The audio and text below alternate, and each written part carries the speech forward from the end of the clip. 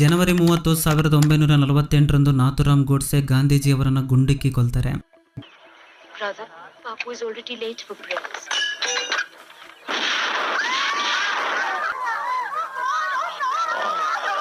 ಅದಾದ ನಂತರ ಗೋಡ್ಸೆ ಅಲ್ಲಿಂದ ತಪ್ಪಿಸಿಕೊಂಡು ಓಡಿ ಹೋಗಲ್ಲ, ಬದಲಿಗೆ ಪೊಲೀಸರಿಗೆ ಶರಣಾಗ್ತಾರೆ. ಕೊನೆಗೆ ನಾಥೂರಾಮ್ ಗೋಡ್ಸೆ ಈ ಕೃತ್ಯವನ್ನ ಯಾಕೆ ಮಾಡಿದೆ ಎಂಬುದನ್ನು ತಿಳಿಸ್ತಾರೆ. ಸರಿಸುಮಾರು 1 ವರ್ಷ 10 ತಿಂಗಳುಗಳ ಕೋರ್ಟ್ ವಿಚಾರಣೆ ಬಳಿಕ ನವೆಂಬರ್ 15, 1949ರಂದು ಗೋಡ್ಸೆ ಅವರನ್ನ ಗಲ್ಲಿಗೇರಿಸಲಾಗುತ್ತೆ. ಇಷ್ಟಕ್ಕೂ ಗೋಡ್ಸೆ ಯಾರು? ಗಾಂಧಿವಾದಿಯಾಗಿದ್ದ ನಾಥೂರಾಮ್ ಗೋಡ್ಸೆ ಗಾಂಧಿ ಆಲೋಚನೆಗಳನ್ನ ಚಾಚು ತಪ್ಪದೆ ಆಚರಣೆ ಮಾಡ್ತಾ ಇದ್ದ ಗೋಡ್ಸೆ ಗಾಂಧೀಜಿಯವರನ್ನ ಕೊಲ್ಲುವಷ್ಟು ದ್ವೇಷ ಅವರ ಮೇಲೆ ಯಾಕಿತ್ತು? ಗೋಡ್ಸೆ ತಾನು ಗಾಂಧೀಜಿಯನ್ನ ಕೊಂದು ದೇಶಕ್ಕೆ ಒಳಿತನ್ನೇ ಮಾಡಿದ್ದೇನೆಂದು ನಿರ್ಭಯವಾಗಿ ನುಡಿದಿದ್ದೇಕೆ? ನಾಥೂರಾಮ್ ಗೋಡ್ಸೆ ಅಹಿಂಸಾ ಮಾರ್ಗವನ್ನ ಬಿಟ್ಟು ಹಿಂಸಾ ಮಾರ್ಗವನ್ನ ಯಾಕೆ ಆಯ್ಕೆ ಮಾಡಿಕೊಳ್ಳುತ್ತಾರೆ? ಗೋಡ್ಸೆ ಅವರು ಬರೆದ ಪುಸ್ತಕವನ್ನ ಭಾರತ ಸರ್ಕಾರ ರಿಲೀಸ್ ಮಾಡಲು ಯಾಕೆ ನಿರಾಕರಿಸುತ್ತೆ? ಇವೆಲ್ಲವುಗಳನ್ನ ಈ ವಿಡಿಯೋದಲ್ಲಿ ಸಂಕ್ಷಿಪ್ತವಾಗಿ ನೋಡೋಣ. ಈ ವಿಡಿಯೋ ತುಂಬಾ ಇಂಟ್ರೆಸ್ಟಿಂಗ್ ಅಂಡ್ ಇನ್ಫಾರ್ಮೇಟಿವ್ ಆಗಿರುತ್ತೆ, ಕೊನೆ ತನಕ ನೋಡ್ರಿ. ಗೋಡ್ಸೆ ಗಾಂಧೀಜಿಯವರನ್ನ ಕೊಂದಿದ್ದು ಯಾಕೆ ಅಂತ ತಿಳಿದುಕೊಳ್ಳಬೇಕು ಅಂದ್ರೆ ನಾವು ಗೋಡ್ಸೆ ಅವರ ಹಿನ್ನೆಲೆ ಮತ್ತು ಆ ಸಮಯದಲ್ಲಿ ಭಾರತದ ಸ್ಥಿತಿಗತಿ ಹೇಗಿತ್ತು ಎಂಬುದನ್ನು ಸ್ವಲ್ಪ ತಿಳಿದುಕೊಳ್ಳಬೇಕು. ಮೇ 19, 1910ರಂದು ಮಹಾರಾಷ್ಟ್ರದ ಬಾರಾಮತಿ ನಗರದ ಚಪ್ತಾವನ್ ಬ್ರಾಹ್ಮಣ ಕುಟುಂಬದಲ್ಲಿ ನಾಥೂರಾಮ್ ವಿನಾಯಕ್ ಗೋಡ್ಸೆ ಜನ್ಮಿಸ್ತಾರೆ.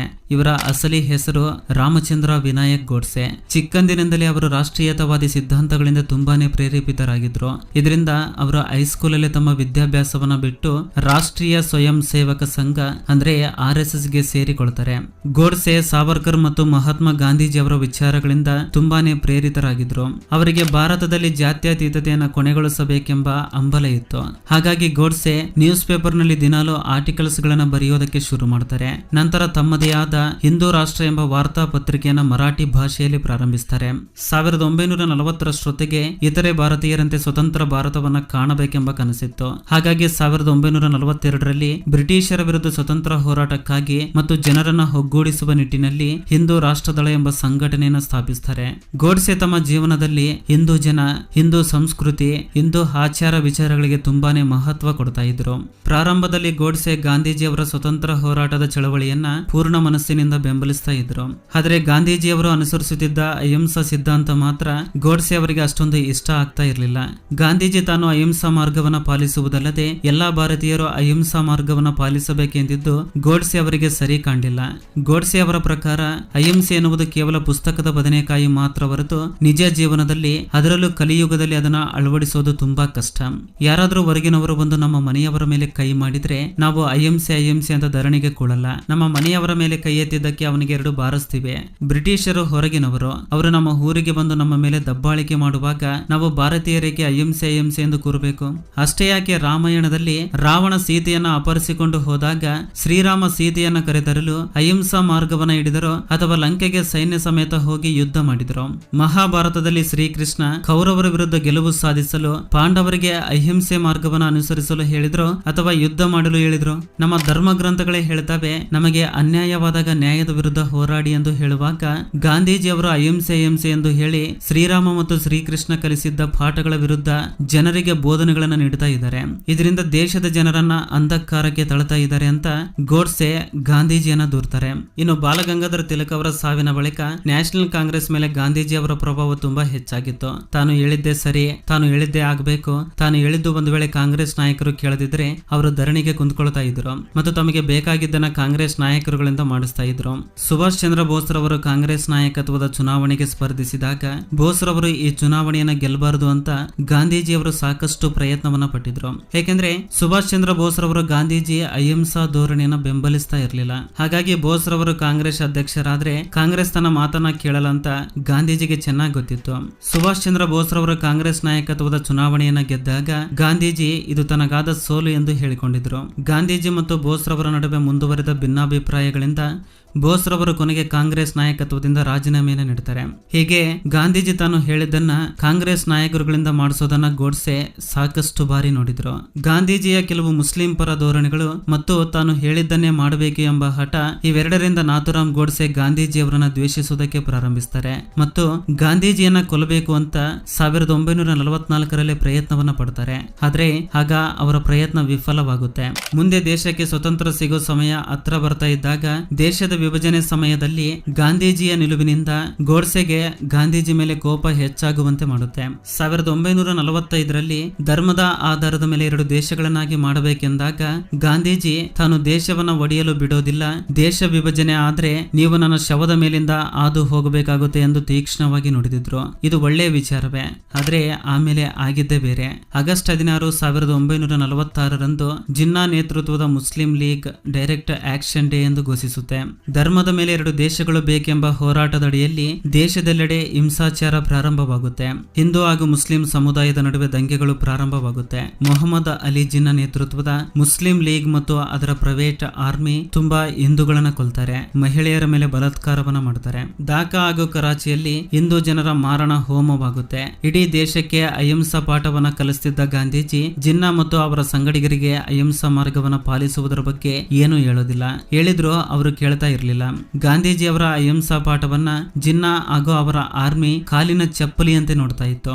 ಹಾಗೆನ ವಾಯ್ಸ್ ರಾಯ್ ಆಗಿದ್ದ ಲಾರ್ಡ್ ವವೆಲ್ಗೂ ಈ ಹಿಂಸಾಚಾರವನ್ನ ತಡೆಯಲು ಆಗ್ಲಿಲ್ಲ. ಯಾಕೆಂದ್ರೆ 1935ರ ಗವರ್ಮೆಂಟ್ ಆಫ್ ಇಂಡಿಯಾ ಆಕ್ಟ್ ಪ್ರಕಾರ ಅವರ ಪವರ್ಗಳು ಲಿಮಿಟೆಡ್ ಆಗಿದ್ವು. ಇದರಿಂದ ಫೆಬ್ರವರಿ 1947ರಂದು ಲಾರ್ಡ್ ವವೆಲ್ ರಾಜೀನಾಮೆಯನ್ನು ನೀಡ್ತಾರೆ.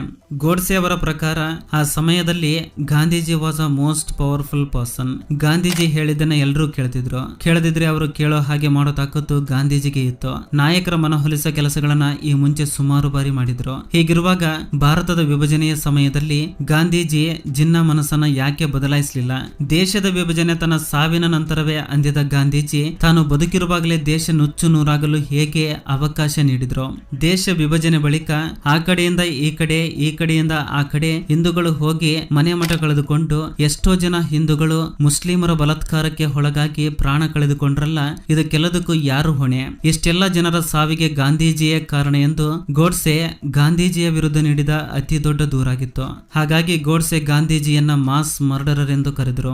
ಸ್ವತಂತ್ರ ನಂತರ ಕಾಶ್ಮೀರದ ಸಮಸ್ಯೆ ಉಂಟಾದಾಗ ಪಾಕಿಸ್ತಾನ ಕಾಶ್ಮೀರದ ಅರ್ಧದಷ್ಟು ಭಾಗವನ್ನು ವಶಪಡಿಸಿಕೊಂಡಿತ್ತು. ಸ್ವತಂತ್ರದ ಸಮಯದಲ್ಲಾದ ಒಂದು ಒಪ್ಪಂದದ ಪ್ರಕಾರ ಆಗ ಭಾರತ ಪಾಕಿಸ್ತಾನಕ್ಕೆ 55 ಕೋಟಿ ರೂಪಾಯಿಗಳನ್ನು ಕೊಡೋದಕ್ಕೆ ಬಾಕಿ ಇತ್ತು.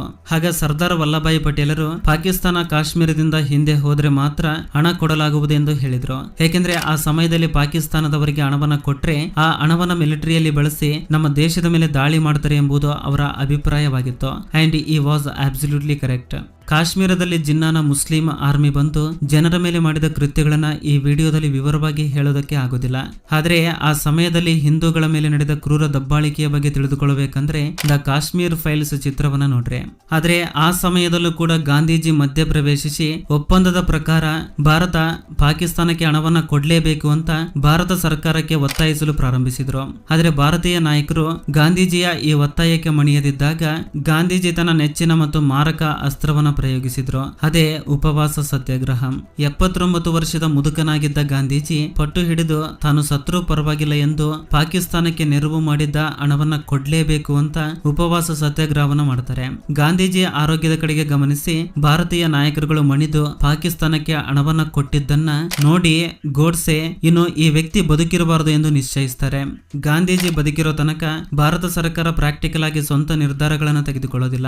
ಗಾಂಧೀಜಿ ತಮಗೆ ಇಷ್ಟ ಬಂದಂತೆ ಸರ್ಕಾರವನ್ನು ಬಳಸಿಕೊಂಡು ಸರ್ಕಾರದಿಂದ ಕೆಲಸಗಳನ್ನ ಮಾಡಿಸ್ತಾರೆ. ಹೀಗೆ ಹಂತ ಹಂತವಾಗಿ ಭಾರತವನ್ನ ಪಾಕಿಸ್ತಾನದ ಅಧೀನ ಮಾಡಿಬಿಡ್ತಾರೆ ಅಂತ ಗೋಡ್ಸೆ ಗಾಂಧೀಜಿಯನ್ನ ಕೊಲ್ಲಲು ನಿರ್ಧಾರ ಮಾಡ್ತಾರೆ. ಹೀಗಾಗಿ ಜನವರಿ 20, 1948ರಂದು ಗ್ರಾನೈಟ್ ಬಳಸಿ ಗಾಂಧೀಜಿಯನ್ನ ಕೊಲ್ಲಲು ಒಮ್ಮೆ ಪ್ರಯತ್ನವನ್ನ ಮಾಡ್ತಾರೆ.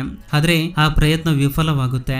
ಇದಾದ 10 ದಿನಗಳ ಬಳಿಕ ಅಂದ್ರೆ ಜನವರಿ 30, 1948ರಂದು ರಿವಾಲ್ವರ್ ಬಳಸಿ ಗಾಂಧೀಜಿ ಎದೆಗೆ ನೇರವಾಗಿ 3 ಗುಂಡುಗಳನ್ನ ಹಾರಿಸ್ತಾರೆ. ಕೋರ್ಟ್ನಲ್ಲಿ ಗೋಡ್ಸೆ ತಾನು ಗಾಂಧೀಜಿಯನ್ನ ಯಾಕೆ ಕೊಂದೆ ಅನ್ನೋ ವಿಷಯವನ್ನ ಹೇಳ್ತಾರೆ. ಗಾಂಧೀಜಿಯನ್ನ ಕೊಂದಿದರ ಬಗ್ಗೆ ನನಗೆ ಯಾವ ಪಶ್ಚಾತ್ತಾಪನೂ ಇಲ್ಲ. ಗಾಂಧೀಜಿಯನ್ನ ಕೊಂದು ಭಾರತಕ್ಕೆ ಒಳಿತನ್ನೇ ಮಾಡಿದ್ದೇನೆ. ಗಾಂಧೀಜಿ ಇಲ್ಲದ ಭಾರತದ ರಾಜಕೀಯ ಪ್ರಾಯೋಗಿಕವಾಗಿರುತ್ತೆ ಮತ್ತು ಬಲಶಾಲಿಯಾಗಿರುತ್ತೆ. ಗಾಂಧೀಜಿ ಮಾಡಿದ ತಪ್ಪುಗಳಿಗೆ ಈ ದೇಶದ ಕಾನೂನು ಖಂಡಿತ ಅವರಿಗೆ ಶಿಕ್ಷೆಯನ್ನ ವಿಧಿಸಲಾರದು. ಹಾಗಾಗಿ ಕಾನೂನನ್ನ ನಾನೇ ನನ್ನ ಕೈಗೆ ತೆಗೆದುಕೊಂಡು ಅವರು ಮಾಡಿದ ಕೃತ್ಯಗಳಿಗೆ ಸರಿಯಾದ ಶಿಕ್ಷೆಯನ್ನ ನೀಡಿದ್ದೇನೆ.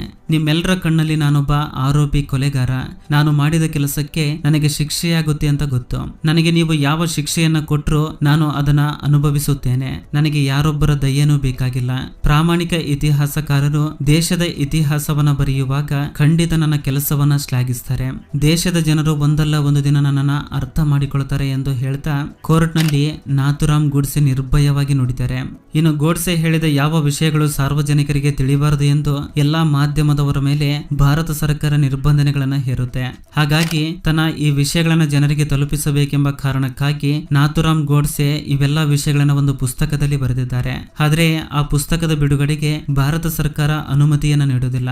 ಅದು ಎಲ್ಲಿಯವರೆಗೆ ಅಂದ್ರೆ ಈ ಪುಸ್ತಕ ಬಿಡುಗಡೆ ಆಗುವಷ್ಟರಲ್ಲಿ 2015ರ ಕೊನೆಯ ವರ್ಷ ಬಂದಿರುತ್ತೆ. ಈ ವಿಡಿಯೋದಲ್ಲಿರುವ ಮಾಹಿತಿ ಎಲ್ಲ ಈ ಪುಸ್ತಕದಿಂದ ಪಡೆದಿರುತ್ತದೆ.